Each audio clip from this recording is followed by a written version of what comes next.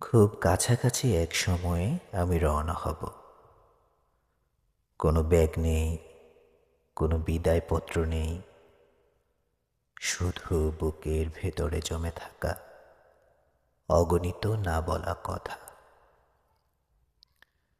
শখ ছেড়ে দেব, ঘর, অভ্যাস, নাম, আর তোমার মুখের দিকে শেষবার তাকানোর সাহসটুকু। তারপর একদিন তোমার কাছে খবর যাবে আমি নেই। খবরটা আসবে খুব সাধারণ ভঙ্গিতে, যেন কেউ বলছে, আজ আকাশ মেঘলা। নিথর দেহ তোমার সামনে আনা হবে, অথবা কেউ ফোনে বলবে সে আর ফিরবে না। চিৎকার করবে কিনা জানি না, কিন্তু বুকের ভেতর একটা কিছু চিরদিনের জন্য ভেঙে যাবে।